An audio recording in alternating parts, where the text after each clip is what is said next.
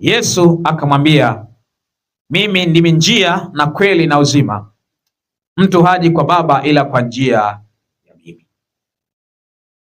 Baba, katika jina la Yesu, libariki neno lako litufai kwa maisha ya sasa na yajayo, katika jina la Yesu tumeomba, amen.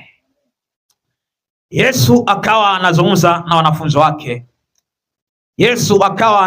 wanafunzi wake. Akawaambia, mimi ndimi njia na kweli na uzima, mtu haji kwa Baba ila kwa njia ya mimi.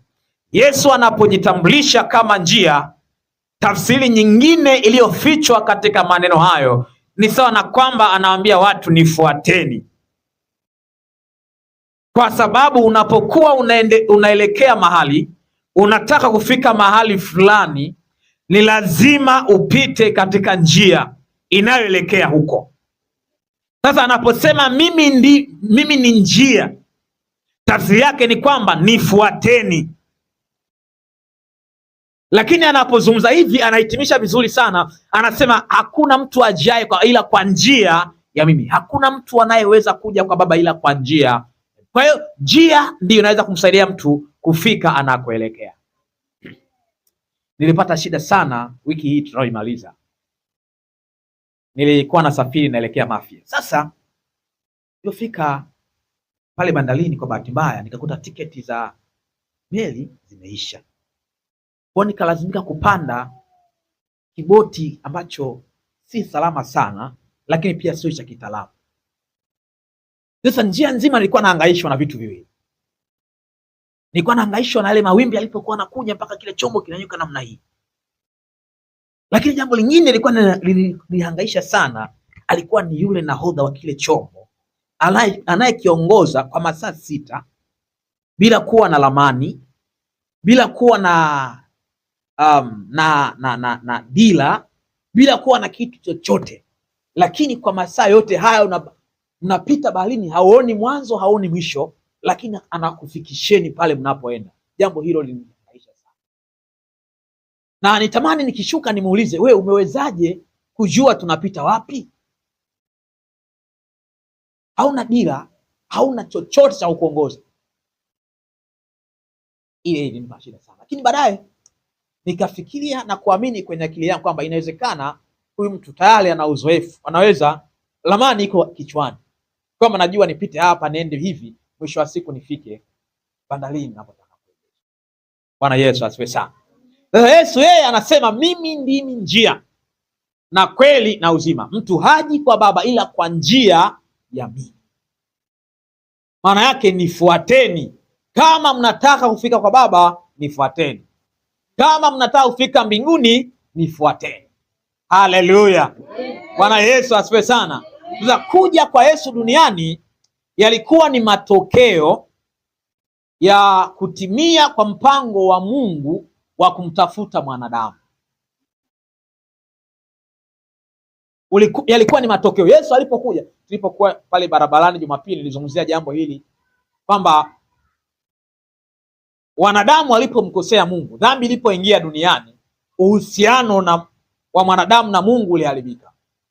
Na baada ya ule uhusiano kuharibika, mwanadamu alianza kuwa na hitaji la kumtafuta Mungu. Akawa anamtafuta Mungu, na hapo ndipo dini zilipoanzishwa. Na ndio maana tafsiri rahisi ya dini ni mpango wa mwanadamu kumtafuta Mungu. Mpango wa mwanadamu kumtafuta Mungu.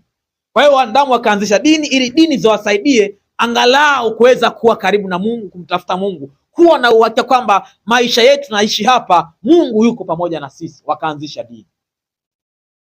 Dini zilianzishwa wakati huo, dini ya Kiyahudi, lakini baadaye zimeanzishwa dini nyingi sana. Bwana Yesu asifiwe sana. Lakini dini zote, hata zile ambazo wanaabudu sanamu, zote dini hizo ni lengo lao kumtafuta Mungu. Sasa watu wamekuwa na dini nyingi, na kwenye kila dini kuna namna wanavyoabudu, kuna kitu wanachokiamini, kuna kitu wanachokifanya, lakini yote hayo lengo lao ni kumtafuta Mungu. Lakini Mungu alipoona mwanadamu hawezi kumtafuta na ikamsaidia katika maisha, yeye akaanzisha mpango wa kumtafuta mwanadamu. Mungu mwenyewe amtafute mwanadamu, na Yesu ndipo alikuja. Yesu ndiyo akaja. Yesu alikuja kutimiza mpango wa Mungu kumtafuta mwanadamu, na hapo ndipo wokovu ulipoanza. Bwana Yesu asifiwe sana. Sasa baada ya Yesu kuja, kitu kinachotakiwa ni watu kumfuata, sio watu kuendelea tena kujihangaisha katika vitu vya kawaida kumtafuta Mungu. Watu kufanya maamuzi kwamba sasa mimi ninaamua kumfuata Yesu. Haleluya, Bwana Yesu asifiwe sana. Naamua kumfuata Yesu. Lakini swali ambalo kila mtu anaweza kujiuliza ni kwamba, je, tafsiri ya kumfuata Yesu ni nini? Nini maana ya kumfuata Yesu? Je, kumfuata Yesu ni awe mbele na wewe utembee nyuma yake? Tafsiri halisi ya kumfuata Yesu ni nini? Hilo ni swali ambalo kila mtu anaweza kujiuliza. Lakini mimi nimeiweka kwa rahisi kwamba kumfuata Yesu ni kuyafanya yale ambayo Yesu aliyafundisha. Kufanya yale mambo ambayo Yesu alifundisha ndio kumfuata Yesu, au kuishi kwa kulifuata neno la Mungu. Kuishi kwa kulifuata neno la Mungu katika maisha yako. Unaamua kutoka ndani ya moyo wako kwamba mimi nitatembea kwenye mafundisho ya Yesu. Yale mafundisho ambayo Yesu alifundisha, hayo ndiyo nitakayoyafuata, hayo ndiyo nitakayoyaamini, na hayo ndiyo yatakayokuwa maisha yangu. Ukifanya uamuzi huo, manake wewe unamfuata Kristo. Haleluya.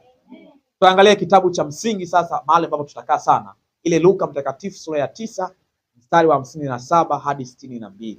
Luka mtakatifu sura yake ya 9 mstari wake wa 57 hadi ule mstari wa 62. Ndio mtu mmoja akamwambia, nitakufuata kokote utakakoenda. Nitakufuata kokote utakakoenda. Watu, kuna vitu walikuwa wanavipenda kwenye maisha ya Yesu. Kuna wengine walikuwa wanapenda kuona ile miujiza na zile ishara zilizokuwa zikitendeka. Wengine walikuwa wanapenda. Lakini wengine walikuwa wanapenda yale mafundisho ambayo Yesu alikuwa akifundisha. Wengi walikuwa wanapenda. Lakini wengine walikuwa wanapenda mikate yake na zile bakshish alizokuwa wanazipata kwenye msafara yake. Kwa kila mtu alikuwa na sababu za kwake za kumfuata Yesu. Na ndio maana ukisoma katika kifungu hiki utaona hawa waliokuwa wanataka kumfuata, wengine walikuwa wanataka kumfuata wakiwa bado hawajabadilika maisha yao. Maana kuna vitu walikuwa wanavipenda kwenye maisha yao. Bwana Yesu asifiwe sana. Haleluya, haleluya. Ni tofauti na vile ambavyo mimi ninaweza kumfuata Yesu kwa sababu ameyabadilisha maisha yangu. Wengine walikuwa wanamfuata kwa sababu ya vitu tu vya kawaida. Ndio hapa mtu mmoja akasema, mimi nitakufuata kokote utakakokwenda. Huyu mtu wa kwanza alipomwambia Yesu hivi, alimwambia kutoka ndani yake, na alikuwa anapenda kutembea na Yesu. Na ndio maana utaona majibu ambayo Yesu anampa yalikuwa ni majibu ambayo hayamtaki atengeneze chochote kwenye maisha yake, lakini yalikuwa ni majibu yanamwandaa ajue aina ya mtu anayetaka kumfuata. Bwana Yesu asifiwe sana. Ndio maana utasikia Yesu anamwambia, mbweha wana pango, ndege wa angani wanaviota, lakini mwana wa Adamu hana pa kujilaza kichwa chake. Maana you have to know the kind of man you want to follow. Bwana Yesu asifiwe sana. Huyu mtu alikuwa sawa kumfuata Yesu.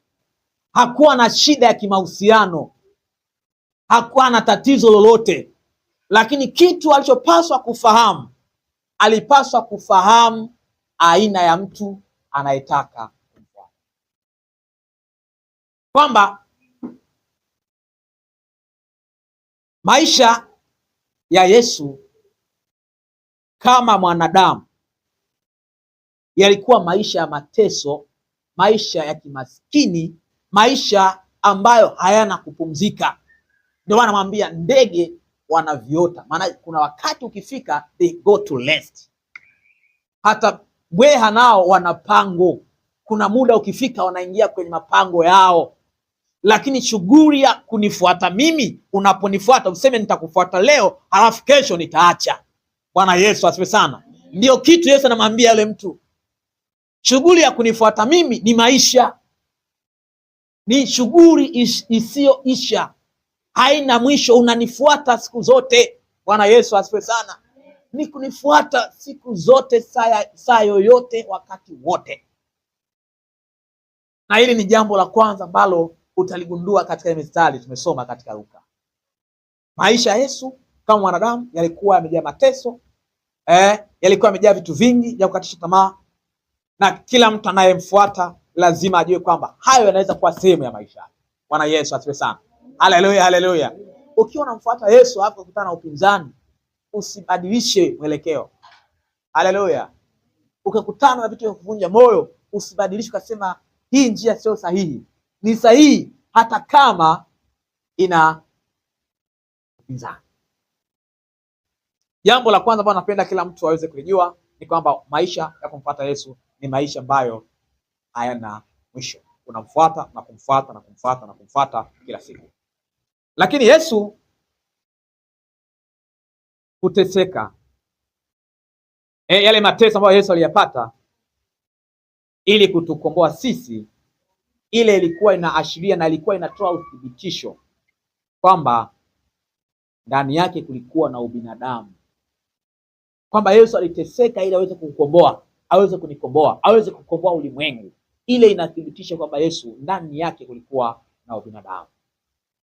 Sasa watu walioko nje ya Yesu, watu ambao hawajamwamini Yesu, watu walioko nje ya Yesu, hao watu wanahesabika kama watu waliokufa, wanahesabika kama watu waliokufa. Ndio maana utaona kuna mtu mwingine alimwendea Yesu akamwambia, nitakufuata,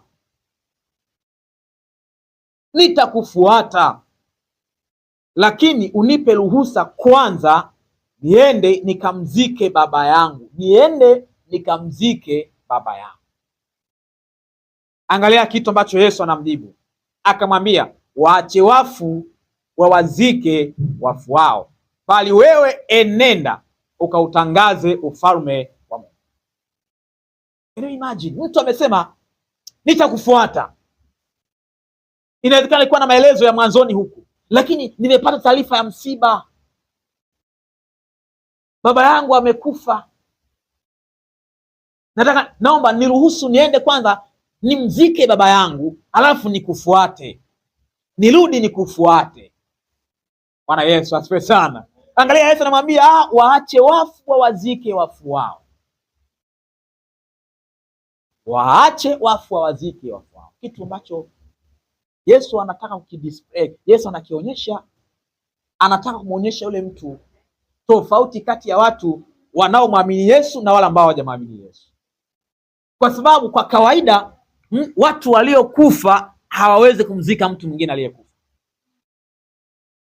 Huwa ninaangalia tunapoenda kuzika, tukienda na mtu makaburini pale, utakuta sisi ndio tunafanya shughuli zile. Baada ya kuingiza mwili kaburini, tunashirikiana sasa kufikia lile kaburi. Tunashirikiana sasa, ni tulioko hai, tuko hai katika mwili. Lakini Yesu anamwambia waache wafu wawazike wafu wao. Tafsiri ya maneno haya, Yesu anazungumza habari ya kwamba watu ambao hawapo ndani ya Kristo, ndani yao hakuna uzima wa milele. Bwana Yesu asifiwe sana. Ndani yao hakuna uzima wa milele, manake ni kama watu waliokufa. Kwa walipokuwa anasema waache wafu wazike wafu wao, manake waache wale wasionijua, wale wasioamini, wamzike yule aliyekufa. Haleluya, wamzike yule aliyekufa. Lakini wewe sasa njoo uende ukatangaze ufalme. Haleluya, ili kwamba watu wasio na uzima wa milele ndani yao wapate uzima wa milele ndani yao, watu wasiende kufa katika dhambi. Haleluya, Bwana Yesu asifiwe sana. Sasa huyu alikuwa ni mtu mwingine alimwambia Yesu kwamba nitakufuata. Sasa anapomwambia waache wafu kwamba wewe nenda ukautangaze ufalme wa Mungu, tafsiri yake ilikuwa ni kwamba aende akawaambia watu habari za Yesu, ili kwamba wale wasiomjua Yesu waweze kumjua, na kwa kumjua Yesu uzima wa milele uingie katika maisha yao. Haleluya, ili hata wewe unatakiwa ufanye. hata wewe unatakiwa ufanye kwa bidii kubwa, kwa kadri Mungu anapokupa nafasi, kwa kadri unapopata fursa, kwa kadri ambavyo unaishi. Waambie watu wengine habari za Yesu. Tupunguze idadi ya watu ambao shetani ataenda nao jehanamu. Waambie watu, fungua kinywa chako, waambie.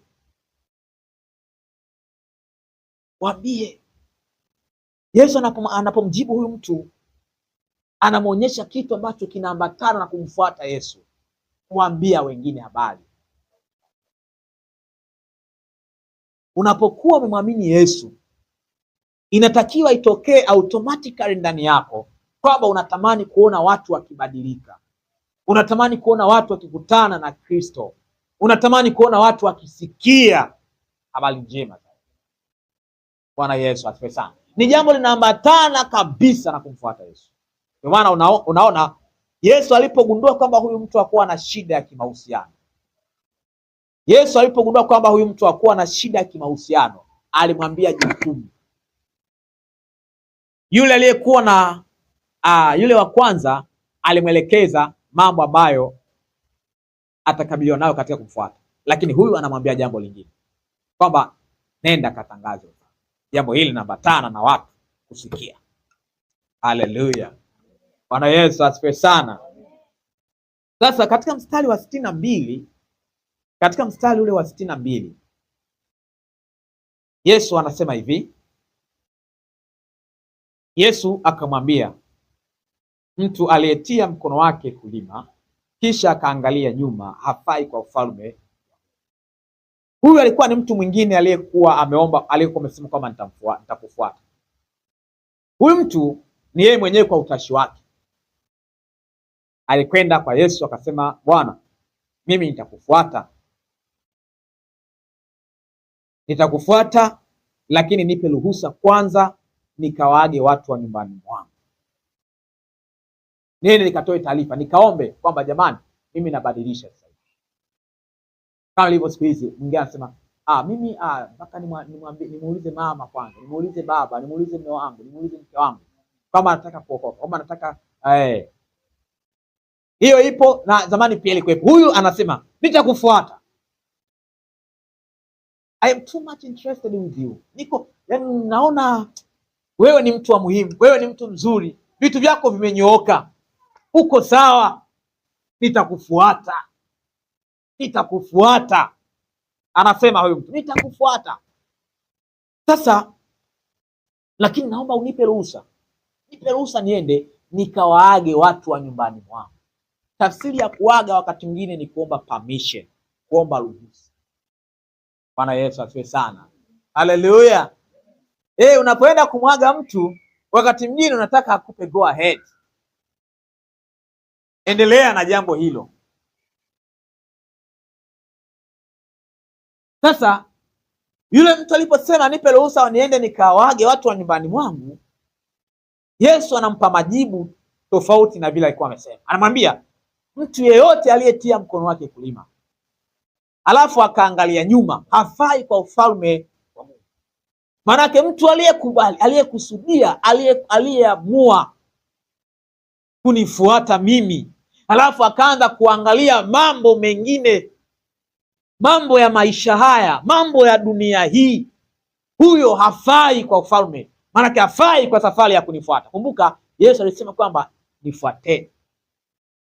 nifuateni, kwamba mtu hawezi kuja kwa Baba ila kwa njia ya mimi. Anazungumzia habari za ufalme. Bwana Yesu asifiwe sana. Sasa hapa anasema mtu aliyetia mkono wake kulima kisha akaangalia nyuma hafai kwa ufalme. Maana yake mtu ambaye ameamua kumfuata Yesu halafu akaanza kuyaangalia mambo ya dunia, maana yake hafai katika kumfuata Yesu. Sasa tafsiri nyingine ya rahisi sana katika kile ambacho Yesu anakisema katika mstari ule wa 62 ni kwamba unapoamua kumfuata Yesu unatakiwa uache mambo yote yaliyokuwa kinyume naye, yale mambo yote yaliyokuwa hayastahili, yale mambo yote ambayo yalikuwa yanakuondoa katika uhusiano na Mungu, yale mambo ambayo ni kinyume na mafundisho ya Kristo, yale mambo yote ambayo ni yanafanana na ya ulimwengu huu unatakiwa uyaache unapokuwa umeamua kumfuata Yesu. Bwana Yesu asifiwe sana.